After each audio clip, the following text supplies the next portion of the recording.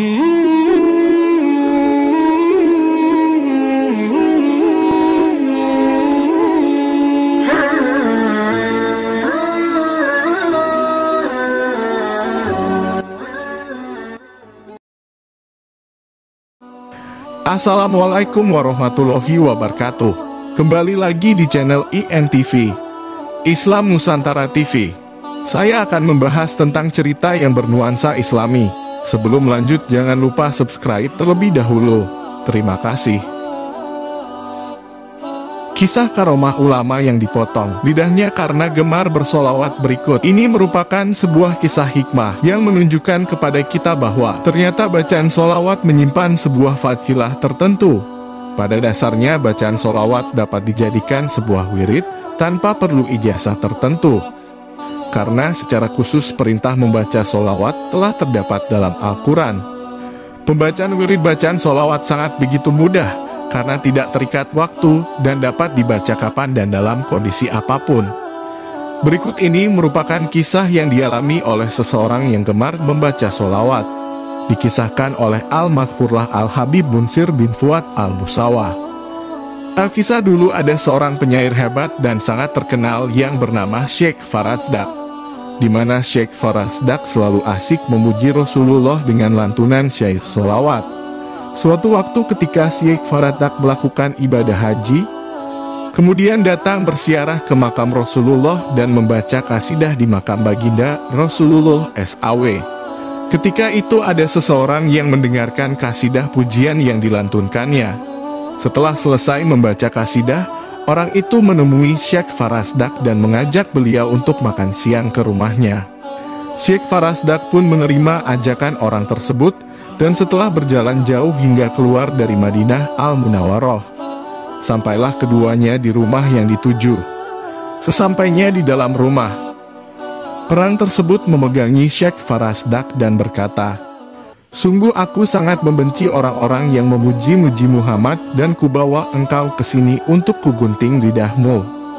Maka orang itu menarik lidah Syekh Farasdak lalu mengguntingnya dan berkata, "Ambillah potongan lidahmu ini dan pergilah untuk kembali memuji Muhammad." Maka Syekh Farasdak pun menangis karena rasa sakit dan sedih sebab tidak bisa lagi membaca syair untuk Sayyidina Muhammad SAW. Kemudian Syekh Farasdak datang ke makam Rasulullah seraya berdoa, "Ya Allah, jika penghuni makam ini tidak suka atas pujian-pujian yang aku lantunkan untuknya, maka biarkanlah aku tidak lagi boleh berkata-kata seumur hidupku. Karena aku tidak memerlukan lidah ini kecuali hanya untuk memujimu dan nabimu. Namun jika engkau dan nabimu ridho, maka kembalikanlah lidahku ini ke mulutku seperti semula." Beliau terus menangis hingga tertidur dan bermimpi berjumpa dengan Rasulullah SAW. Rasulullah SAW berkata, "Aku suka mendengar pujian-pujianmu, berikanlah potongan lidahmu." Lalu Rasulullah mengambil potongan lidah itu dan mengembalikannya pada tempat semula.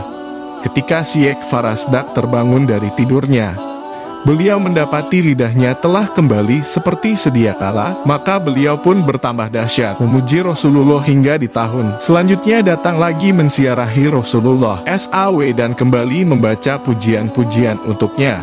Dan di saat itu datanglah seorang yang masih muda dan gagah serta berwajah cerah menemui beliau dan mengajak beliau untuk makan siang di rumahnya. Syekh Farasdak teringat kejadian tahun lalu, namun beliau tetap menerima ajakan tersebut sehingga beliau dibawa ke rumah anak muda itu. Sesampainya di rumah anak muda itu, beliau dapati rumah itu adalah rumah yang dulu pernah beliau datangi, lalu lidah beliau dipotong. Pemuda itu pun meminta beliau untuk masuk, yang akhirnya beliau pun masuk ke dalam rumah itu hingga mendapati sebuah kurungan besar terbuat dari besi, dan di dalamnya ada seekor kera yang besar dan kelihatan sangat ganas. Kemudian anak muda itu berkata, "Engkau lihat kera besar yang ada di dalam kandang itu. Yaitu adalah ayahku yang dahulu telah menggunting lidahmu, maka keesokan harinya Allah mengubahnya menjadi seekor kera.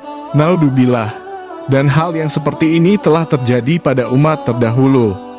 Sebagaimana firman Allah, maka setelah mereka bersikap sombong terhadap segala apa yang dilarang, Kami katakan kepada mereka, jadilah kalian kera yang hina. IS Al-Araf 166. Kemudian anak muda itu berkata, jika ayahku tidak boleh sembuh, maka lebih baik Allah matikan saja. Maka Syekh Farajdak berdoa, ya Allah, aku telah memaafkan orang itu dan tidak ada lagi dendam dan rasa benci kepadanya. Dan seketika itu pun Allah mematikan kera itu dan mengembalikannya pada wujud yang semula. Dari kejadian ini jelaslah bahwa sungguh Allah mencintai orang-orang yang suka memuji Nabi Muhammad SAW. Semoga dengan cerita ini kita mendapat hikmah yang dapat kita pelajari, dan semoga menjadi ilmu pengetahuan yang barokah. Amin. Assalamualaikum warahmatullahi wabarakatuh.